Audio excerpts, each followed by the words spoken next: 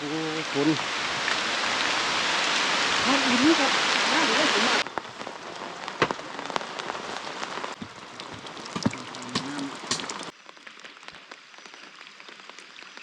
ตอนนี้ได้ปลาลายเติบเลยปลาแกงโอ้ยน้องชายเพิ่นมาหาเธอเดียวกับฝนตกซ้ำเนาะเดินทางมา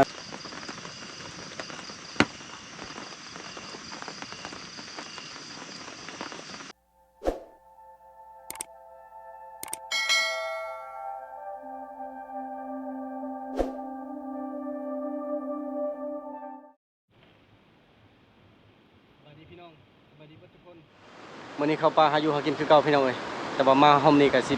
10มาตอนแรกแน่พอดี2 โมงปลายเพราะว่าเฮากระทาพันไม้กับน้องชายเพิ่นพุ่นแหละน้องชายเพิ่นมาแต่เชโนและพันไม้มาแต่ดงเห็นคนละเมืองคนละบ้านกันแล้วมาพอกันวันนี้ก็เลยมันซาๆแน่เวลาเฮาแต่บ่เป็นหยังคือว่าไปฮอดพุ่นอากาศดี2 มื้อนี่แม่นลมบ่ค่อยแรงก่อนหน้านี้แม่นหลังจากที่เฮาออกจากป่าน่ะลมแรงอีหลีรอจนแบบว่าบ่มีผู้ใดกล้าลงเสลงห้วยเลยแต่ว่า2 มื้อนี่ก็ถือว่านิ่งอยู่มื้อนี้ก็เอาเบ็ดเอามองแต่ว่าเบ็ดบ่ฮู้สิใช้หรือบ่นี่ก็คืออยู่เกงดินคือเก่าเข้าป่านี่1อากาศร้อนพอปีนี้แห้งแรงเดือน6แล้วมื้อนี้วันที่10ฝนยังบ่มาอยู่เบิ่งหญ้าเท่านี้ก็ตายเบิดเพศที่2อันที่2ก็คือนำลงลายอะนะปกติผู้นำอยู่แถวพุ่นกระเทิงพุ่นแต่ว่าเดี๋ยวนี้นำลงลายเลยก็ต้องคนเครื่องขึ้นคนเครื่องลงเอาไปลายก็ยากเอาไปน้อยก็ลำบากคือแบบนี้แหละประมาณประมาณ 7-8 โลแหละ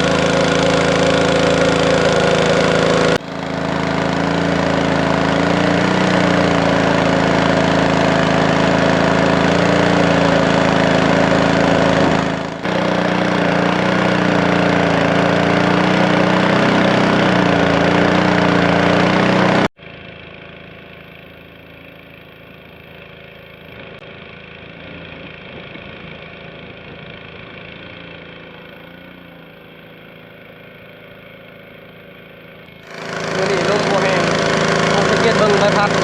โมมุ่นเลยคือโมเฮงถ้าใบพัดมุ่นจะเราจะเก็ตได้ว่าลมมันแห้งต้องข้างนี่ให้เราเลี้ยงงูปล่อยงูปล่อยไม่ได้เลี้ยงคือพักนี้จะเป็นบ้านร้อยโคกแล้วก็บ้านเกียงลินเขาจะปล่อยงูปล่อยเต็มอยู่และพักนี้ก็เป็นพักบ้านเฮาเขาปล่อยงูปล่อยอันนี้ก็คือให้ทางบ้านเฮาขึ้นไปตรงนี้ก็เป็นบ้านเฮาตะกอนนี่พายย้อนต้นคลิปเก่าๆน่ะเวลาพวกนี้จะลงมาทางนี้แต่ว่าเดี๋ยวนี้บ่ค่อยลงแล้วรถยังลินสบายกว่าเพราะทางนี้ทางเพไปแล้วแล้วรถจักรบ่สามารถลงได้แล้วเดี๋ยวนี้ไม่ได้ใช้ยางเอาบอนนั่นคือเป็นตู้ของเผาบรูเขาเจ้าอยู่ไอ้ดองก็คือยังอยู่นั่นเดี๋ยวนี้นะบ่ได้ไปหาลาวนี่ไอ้ดองน่ะบ่เมื่อบ้านเลยเที่ยวเมื่อบ้านคืนนึง2 คืนแล้วก็มาอีกเมื่อวานนี้เห็นเราขี่รถผ่านเห็นโมเฮียงอยู่บอนนั้นแหละเขาเจ้าอยู่นะเดี๋ยวไปแล้วเลยสิไปหาเขาเจ้านะเพราะว่าโมเฮียงกับสนิทกับเขาเจ้าอยู่นะเสียให้เขาเจ้าพาขึ้นไปพุ่นทางพุ่นน่ะสั้นใหญ่หลายทั้งนั้นน่ะมันเลยจึงไปพร้อมนี้ไปพุ่นก่อนลงไตก่อน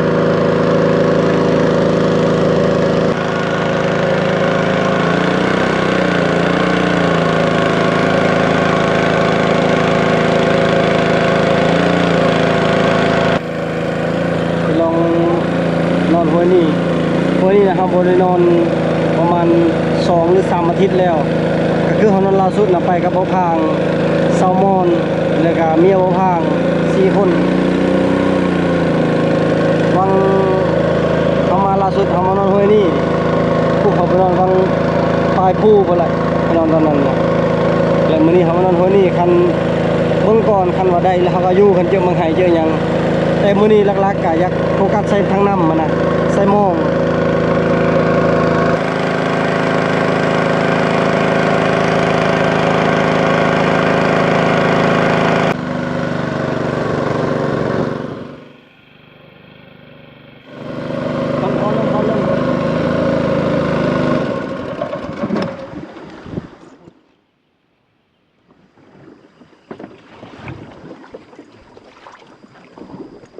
จับไม่ค่อยตอนนี้ขึ้นมาฮอดแล้วพอดีเฮาก็ให้พันใหม่กับน้องเพิ่นนุ่งผ้าบัดไว้มุงผ้าบัดไว้แล้วบ่เฮียงกับบ่พางสิลงไปใส่หมองไว้คันใส่หมองทันแล้วก็สิหากินละแรงคันหาใส่หมองค่ำก็สิไว้การเอามาฮอดก็ประมาณบ่ฮู้จักโมงตอนนี้4โมงปลายแล้วเนาะยังทันอยู่ดอกคิดว่าใส่หมองประมาณชั่วโมงปลายก็แล้ว3ด่านมาเบิ่งผลงานอีกตัวนั้นก็ควัดไปเลยกับแซลมอนเบิ่งแห้งแรงปีนี้นะนี่มันตายเบิดหญ้าซ้ำกับข้าวสิบยาฆ่าหญ้าอันนี้นะบ่เฮียงปลูกก็ปลูกบ่หลายประมาณ10 ไปคุมเพราะว่ายันน้ำท่วมปะคือปีกายนี่และปีนี้ปีแรกเลยที่บ่เฮียงปลูกบ่เป็นหัวเป็นหางหรือบ่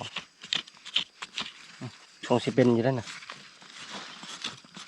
บ่เป็นยังบ่ฮอดยามยังปลูกแต่โดนประมาณ 2-3 เดือนเลยบ่เป็นหัวเลยบ่พังบ่ฮอดยามสิได้เด้น้ำสิได้ท่วมปะแล้วบัดนี้เขือมันแห้งแรงอะไรแต่ปีนี้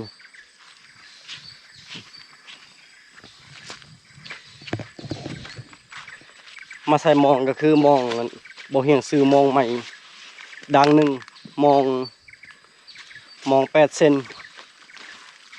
ลึกนี่แม่น100 ตาแต่บ่เฮียงพาครึ่งเอาเป็น50 ตาเอา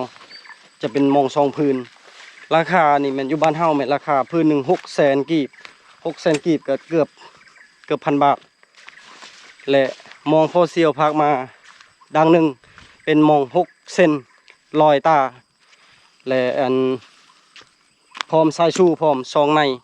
จะได้ก็ขอขอบใจโฟเซียลหลายๆเด้อที่เพิ่นฝากมาให้เพิ่นมาตอนนั้นเพิ่นก็เอามาตอนดังหนึ่งและใส่ตอนนั้นกับพอดีช่วงนี้เลยช่วงน้ำปลาไหลหลากนะเบิดเลยมองนะสิได้มองที่เพิ่นซื้อให้อันนี้บ่แม่นว่าเครื่องของที่เพิ่นให้แหละเฮาบ่จักใส่บ่เห็นคุณค่าของเพิ่นบ่แม่นแต่ว่าธรรมชาติเนาะเฮาก็หลีกเลี่ยงบ่ได้เพราะมื้อนั้นก็ทั้งฝนตกทั้งลมและบ่สามารถกู้มองได้ก็เลยปะและเพิ่นก็ฝากมาให้อีกพวกใบไม้นั่นแหละเฮ็ดมองตัวนั้นเบิดเลยนี่ใบไม้จากป่าจากดงเพราะนำปลาไหลหลากนำมาบาดเดียวเลยมองก็คือหน้ากระตุกนี่ยังเห็นอยู่บ่พังใส่แต่นั่นกับน้องไผ่กับซอมมอนใส่ไว้เท่านั้นไปพุ่นเลยแล้วพอดีมันมามันก็ทับถมมาเลยมองนะมองก็คืออยู่ใต้ดินเดี๋ยวนี้มันถมมาแล้วแบบนี้คือเราบ่สามารถกู้ได้แล้วแต่เพิ่นก็พากมาให้อีกดังหนึ่งและกองดังแม่นเพียงซื้อเองปลาบอนโอ้ปลาซื้อกะยังบ่ได้จ่ายเงินเพราะว่าเอื้อยอยู่บ้านขาย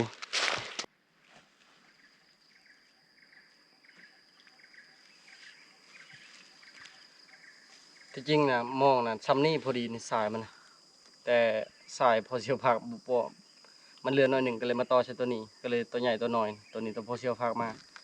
ตัวนี้เป็นตัวซื้อเองอันนี้ก็คือมองดังหนึ่งแต่เรามาใส่มาค่าอันนั้นแบบผ้าครึ่งก็คือจะได้อยู่2 ด่างก็คือมอง100 ตาและผ้าครึ่งยังเหลืออยู่50 ตาจะได้2 ด่างแบบนี้อันนี้เรามอง8 เซนและส่วนตัวนี้เป็นมอง4 เซนตัวนี้มองโบเมนตัวนี้มอง6 เซนก็คือเป็นมองเอิญเรามองฮัด3อันนี้ก็อันโตพอเซียวพักมาให้อันคือกันกับนั่นเลยคือกันกับโตเพิ่นเอามาตอนนั้นทางเขาเอิญว่า6 เซนโบเมนมองฮัด3อันนี้ฮัด3แบบนี้3 นิ้ว100 ตาคือบ่ตัด2แหละมันน้อยพอมอง3 เซนเฮ าตัดบ่ได้รอยตาเนี่ยพอดีแล้ว แต่ว่าลืมหินมีก้อนเดียวจะได้หิน3ก้อนมาใส่เพราะมองตัวนี้มันจุ่มยากมันฟูขึ้นแหละเวลาเรือเข้ามาแล้วมันขาด อืม อันนี้ก็คือพอเสียวพากมาให้อันนี้นะจะได้ก็ขอบใจพอเสียวหลายๆเพิ่นเมตตาพากมาให้มาเดือนเทื่อก็มีของขวัญนั้นนี่เป็นเสื้อเป็นทรงนั้นนี่เพิ่นให้จะให้เพิ่นเบิ่งว่าสิมานหรือบ่พอเสียวผู้แหละอยู่แขวงคำมวนบ่แม่นแขวงบุรีคงไสแม่นบ่แม่นเราแขวงคำมวนอยู่เมืองมหาไสบ่ผิดบ่จื้อฮอดพอเสียวตัวเองแล้วบัดนี้ดังที่สองดังแรกก็ผู้ชัยพุ่นแหละ ดังมองโพเสียวอันนี้มันมองบ่เห็นเองต้อง50ตานะบ่อยากใส่รอยตาส่วนลายนั้นไหม้มันเกาะนะเสียมองอันนี้มันเป็นการประหยัดมองอีกมองดังหนึงผ่าเป็น2ด่างลองลุ่นคันบ่มีของกินนั่นประมาณ 7-8 โมงแลง8โมง8โมง8โมง9โมงแลงเพิ่นละจังได้ลงมายามและคันมานชัดบุกก็น่าจะบ่ได้ยามอื่นเช้าดุนๆบ่เฮงจะได้จับมองแต่ว่ามักสุดก็คือทางน้ำนั่นแหละ อากาศอยู่บ้านเฮานะมันปั่นป่วนหลายใช้มองก็ยากและบัดนี้มองก็เบิดแล้วบ่ได้ซื้อดนแล้วมีแต่ตอน FC ซื้อให้ตอนไปขอนแก่นบ่เฮงประหยัดใส่ได้3 ปีพุ่นแหละตอนนี้ใส่มองทั้ง3พื้นเรียบร้อยแล้วมีแต่สิไปหาละแรงน่าจะทันอยู่นะประมาณ5โมงปลายแล้วคิดว่าตัวนี้นะบ่ทันฮอด6โมงเพราะว่าพุทธเวนยังเห็นอยู่ใส่แต่พี่ไปพุ่นลองรุ่นตอนแรงคันบ่ได้ยามตอนแรงก็มื้ออื่นเช้า เมื่อกี้นี้ก็ต้องขออภัยพี่น้องผมมีเวลาได้ถ่ายคลิปเพราะว่าฟ้าวใส่ฟ้าวแล้วนะเฮายันลมแต่ว่าคือลมบ่แห้งมันมาแต่เทื่อเดียวเมื่อกี้นี้นะมาแล้วก็ยันมองยุงนี่มอง3ด่างลองลุ้นนํกัน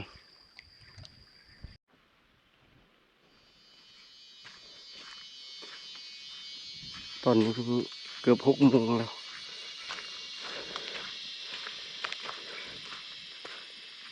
ลองขึ้นไปเบิ่งมังไห้อยู่พุ่นบ่ฮู้ว่าสุกหรือบ่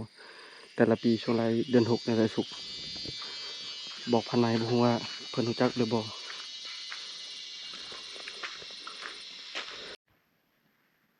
แถวนี้ฝนต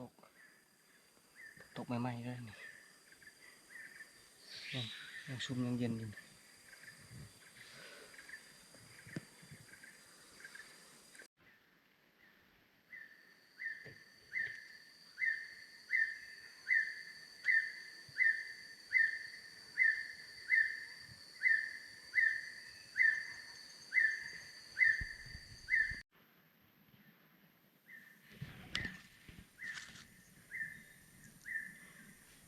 ยังกินลายลิง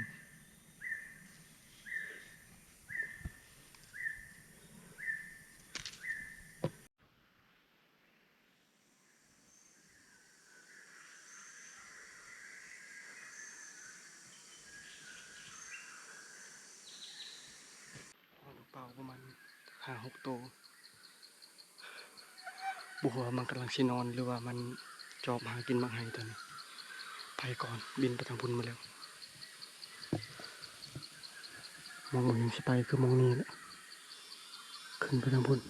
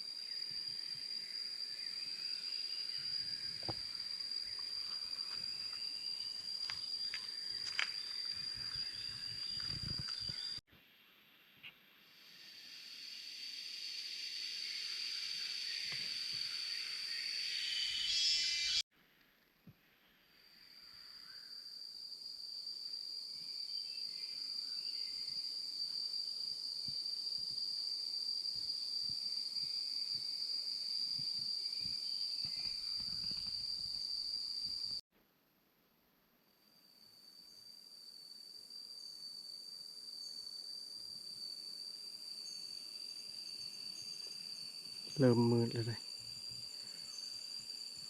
บ่ได้ยินเสียงปืนผู้ใดเลยมื้อนี้ทีมงานเฮาก็บ่มีไผยิงแต่บ่เห็นหยังสิขึ้นไปหาผู้ให้อยู่พุ่นแหละพยายามขึ้นไปก่อนหาไว้มื้ออื่นเช้ามืดพ้นลมมาแล้วโอ้ดำคือลือวะนี่คนตกขึ้นมาทันเฮากุกมาให้คนตกเลยเท่านั้นนะมาแล้วทางลมทางฝนมันชิบิลีอยู่ใส่มันย่างขึ้นไปหามังไห้ก่อนฝนตกกระยาลมกระยามันไปเบิ่งก่อนว่ามันมีมากบ่ปีนี้สบายให้ทีมงานเขาดักมืออื่นหรือไผดักก็ได้ไปหาไว้ก็เป็นยังขึ้นเรื่อยๆเป็นแสงไฟเลยเป็นอะไรม่านอยู่ปะ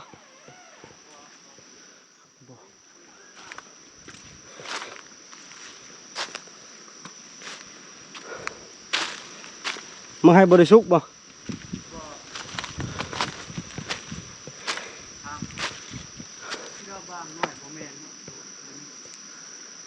มึงให้มีหรือบ่มีเลยบ่มีมึงให้หรือบ่เออมีมากอันนั้นเด้แดงๆจังมากมันเข้าอยู่บ่เออนี่ละกุ๊กนี่แหละนี่แม่นเออมันกินมากอันมังไห้เบิดแล้วมังไห้มาบ่ทันบ่เฮียงก็บ่ได้ขึ้นมาดนล่ะมากันจับห้อยตัวนี้สิ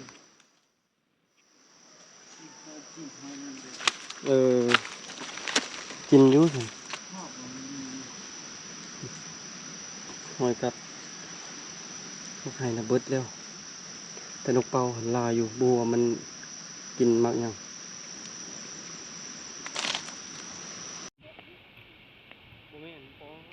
คนแห้งอะไรบ้านี่บ่โอ้คนน่าดีนี่ครับน่าดีได้ผมมากขนาด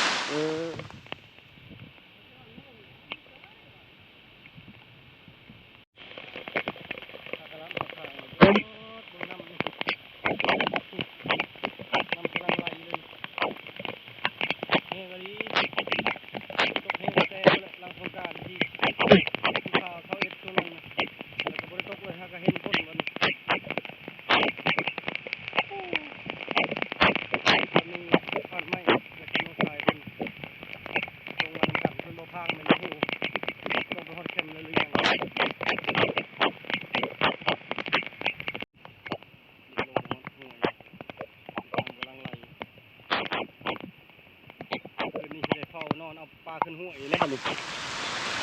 โอ้แม่นพ้นสมงนึงนี่เขาจะเอาแล้วปลาขึ้นหัวอีกพอปีนี้ก็ขึ้นครั้งแรกแต่ว่าขึ้นบ่หลายถ้าช่องบ่นี่แล้วจะเอาปลาแล้วนี่คันว่าน้ำห้วยบ่ได้แห้งก็สิได้อาการกับพัดใหม่กินข้าวกินน้ำแรง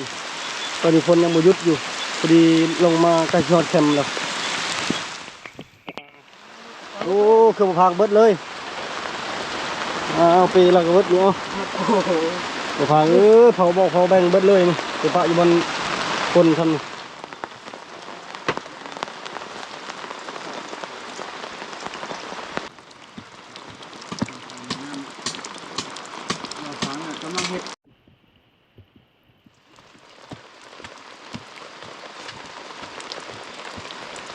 ความมั่น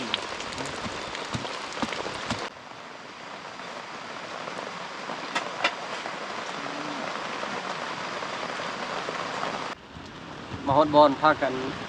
มุ่งพาบัดเพิ่มอีกพื้นหนึ่งพอดีตอนนี้มัดตีมันยังเรียบร้อยดังไฟคนกะยังบยุดตกอยู่แต่ว่าบ่แห้งคือเมื่อกี้นี่ทั้งคนกะแห้งเลยลมกะแห้งแต่ว่าลมนั่นบ่โดน เครื่องของน่ะเปียกส่วนหนึงบ่เปียกส่วนหนึงเพราะว่ามาฮอดแล้วก็ทีมงานเฮา2คนแม่นพากันมุงพระบัดไว้ส่วน2คนแม่นใส่หมองตอนนี้สิหากะเกียมลงไปยามหมองแล้วบัดนี้จะได้มานบ่ เข้ามันใส่บ่ สวัสดีประมาณ เข้ามันอุ่นเลยเนาะ แม่นอุทัยเลยบ่มานเนาะ ประมาณได้ยินเสียงตึกเสียงอย่างแห้งแต่ สรุป คน คือ มาก่อนนะ สรุปคือบ่มีไผได้เบิด4คน บ่มี ไปได้เขียดตะปาดตัวหนึง ก็ได้กบ ได้กบไปยามหมองบัดนี้ โดยไป พยายามมองเลยบัดนี้ทายกับสิญญางในพี่น้องเพราะว่าเพชรมันบริการนำนะกล้องกับรุ่นยันแต่มันช็อตมันตาย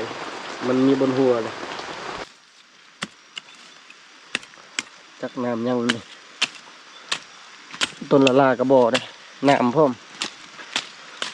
ขึ้นลงนี่ก็ยาก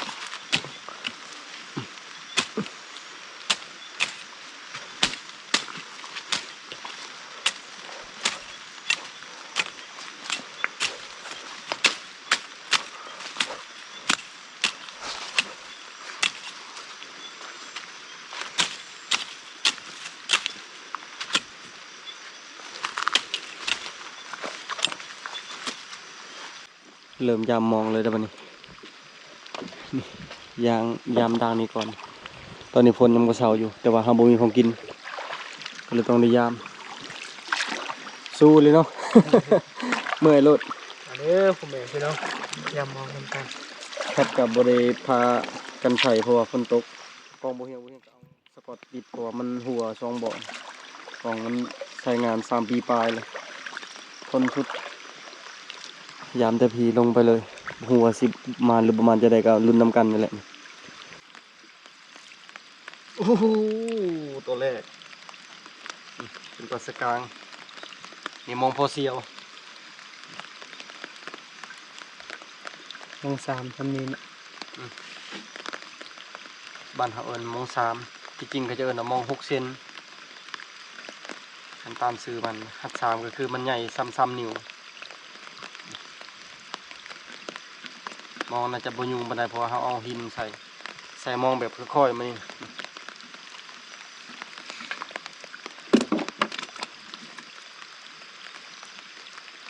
มีตัวต่อไปบ่เป็นมาแล้วปลาไหลไก่นี่ปลาไหลไก่ตัวแรกปลาไหลไก่และคันหลักๆเป็นห่วยนี่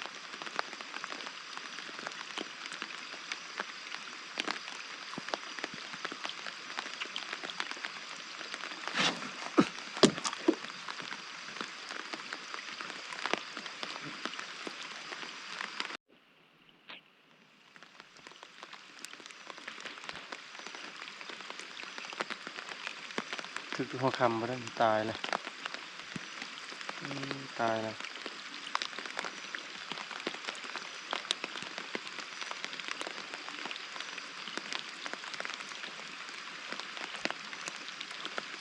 เจ้าว่าจะได้ก็ไผ่เจ้ากับเมียเจ้านั้นปลดปลาปลดอันนี้เลย โดย ขับปลดเป็นเนาะ เป็นแต่มองคัด บอกเขาจะเป็นกับปลดเว้นนี่คือกันหาทางเข้าบ่ได้แต่ว่าค่อยๆปลดมันโบคาด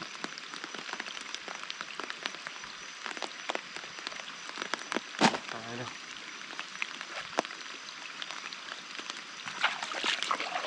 มาดอาลีมองโพเซียวนี่ใส่ยามใดเลยฝนตกหลุดใครแต่หอมนี่นะตกบ่แหงแหงก็จบเลยมองเพิ่น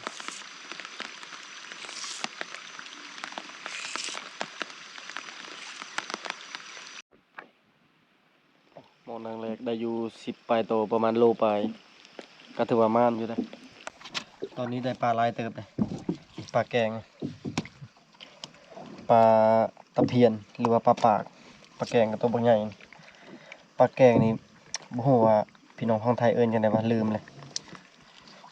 ปลาอิสกแม่นแล้วปลาอิสกปลาไหลไก่ปลาบูถือว่าในนี้ก็รวมๆกันประมาณ4 โลได้หลายเติบอยู่พี่น้องจะภาพก็บ่ค่อยแจ้งปานใดเพราะว่าบ่ได้เอาเพชรมาปุ๊ทางนั้นนี่ปลาลงพุ่นน่ะมันจะบ่ตายหลายเติบอยู่ปลาขึ้นห้วยนะ มีแต่ปลาน้อยๆปลาคอปลากวนบ่เห็นปลาดุกอย่าได้ปลาดุกไปตามเบ็ดตอนนี้คือบ่เฮียงได้ตามเบ็ดเอาปลาใหญ่แล้วหาลังใส่เบ็ดใส่ปลาหาโตวปลาน้อยนะพี่น้องนี่ผู้ปลาขาวกำลังขึ้นเนี่ยปลาน้อยๆซ้ำนิ้วโป้นลายอยู่นะพี่น้องบอกให้ลองพันเบางตัวหนึ่งดูนี่ประมาณนี้พี่น้องนี่ลายตัวแหงนะโอ้ยน้องชายเพิ่นมาหาเธอเดียวกับฝนตกซ้ำเนาะ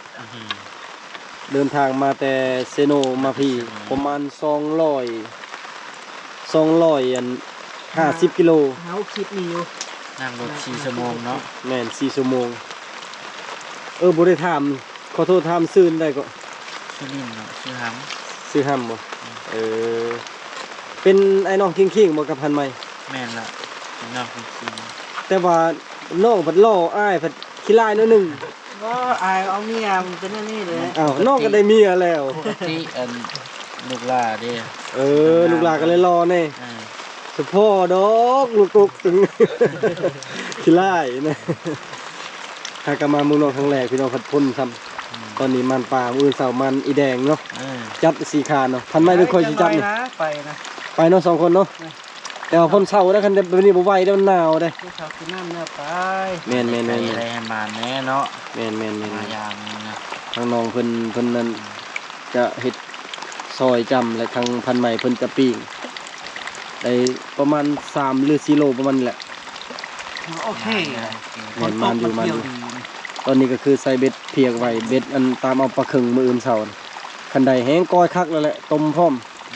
อันนี้เว้าไปก่อนจักสิมานหรือบ่พันใหม่เพิ่นปิ้งไว้หาโตเวลาปิ้งปลาบ่ให้มันหักก็คือปิ้งครั้งหนึงให้มันสุกแล้วจึงปิ้งครั้งหนึงอีก เจาะออกเลยเอาเลยกะ เมนูแบบง่ายๆนะปิ้งปลาแล้วก็ ซอยจำ โอ้พันไม้ก็เป็นคือกันเนาะอันเป็นปลาแห้งปลาหยัง ป นี่ ลา ซอกเก็ดซอยหยังก็เป็นคือกัน แบบนี้ดอก บ่เป็นย่าม แบบนี้เขาเจ้านอนในพานป่าแล้วบ่เอิ้นในพานนั้น ในพานลาสัตว์บุกนี่ บ่พันเฮียนสากีข้าหนูบ่เป็นหยังก็บ่เป็นย่ามกีข้าน เห็นบ่เขาว่าคนขยันอยู่ใส่กันลำบากเขาว่า ต้องเลยเฮ็ด เฮ้ยแน่อยู่ว่ะไปห้อง โอ้แต่กูเงินข้ามเด้ อีกนอกซายอีก คน ผู้ ขี้ นึง เกียจอยู่ใส่ก็สบาย มวนของหำน่ะโอ้ยหมอนั่นแห้ง ดุ คักมันเฮ็ดอยู่ให้กิน ลำบากไปลงไป ยุค ค่ายนะเขาเอิ้นแต่บี้ แต่หมอบ่ ไต่ต้มเนาะคนดุเนาะ ลำบาก ดูนะมืดค่ายเอาไปมา ปลาที่เรือเฮากินมื้อนี้แม่นพันไม้เพิ่นจักเซาะไว้แล้วก็เอิบเกลือไว้อย่ามันเน่าแล้วมื้ออื่นคันแดดแล้วเฮาก็ตากแห้ง แม่น ก็สิได้ไปพากันลูกหลานอยู่เฮือนอยู่ซาน คนเบาคนบ่ได้ ตากไฟบ่ถ้าว่าบ่เฮ็ดแบบนั้นเขาก็แต่ว่าบ่แพงไหน มาแล้ววันนี้กินข้าวกันปิ้งปลาสุกเรียบร้อยแล้วก็ซอยจังธรรมชาติเนาะ มาเด้อพี่น้องเอ้ยกินข้าวนำกันนี่ ยอดบ่ว่าเอาเนี่ย เอาเด็ก ขอบดึก10 โมงแล้วเนาะ กินยอดอยู่เทิงมาแล้ว เอ เด้อ อซอยจำนี่จะทินเพิ่นก็ให้เรียบร้อยแล้ว ใครอ่ะ เบิ่งพี่มือน้องทรายเพิ่นบ่พามากินบ่คำแรก โอ้จับคุ แก้วนี้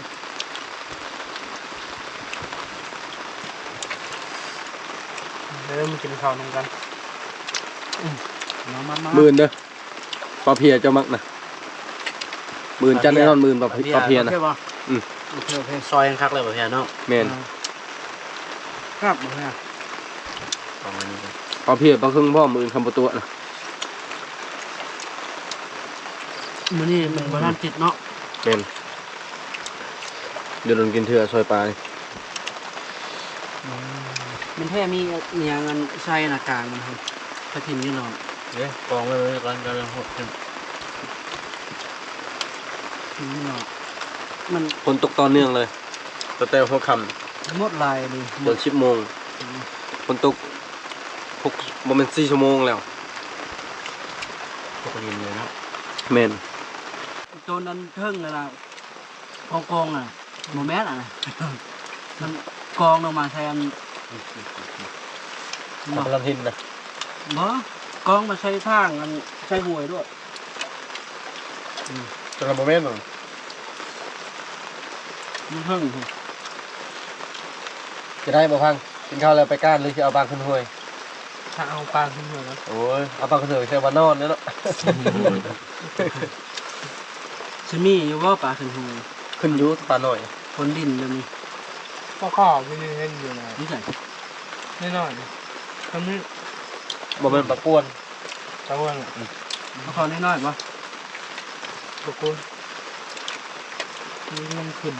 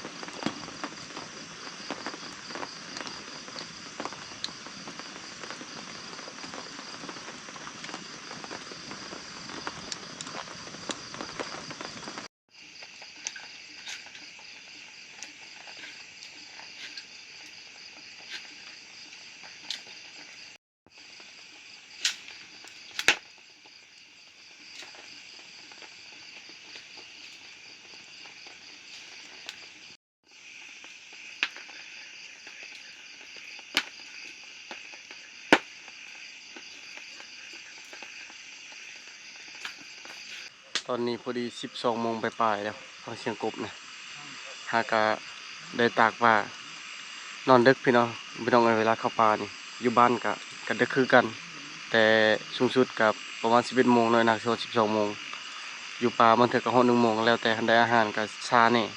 มื้อนี้ก็คือบริษัทบุกลงไปยามมองกูยังแล้วก็ดึกแล้วประมาณ9โมง10โมงเพื่อกินข้าวกินน้ำอีกเพื่อครัวปลาอีกก็เลยซ้ำนี่แต่ว่าว่ากับพันใหม่ว่าถ้าภายหูเมื่อก็ประมาณวัง2หรือ3โมงนี่สิพากันลุกไปการคันว่าฝนเช้าตกคันแบบนี้ก็น่าจะไปการยากอยู่เพราะว่าฝนบ่เช้าคักตอนนี้เอาพี่น้องสำหรับวิดีโอนี้ขอจบไว้เพียงเท่านี้ก่อนอื่นก็ขอขอบใจเบิดทุกคนที่เป็นกำลังแห่งใจให้บ่เฮียงถ้าติดตามในพี่น้าพี่น้องขอบใจบาย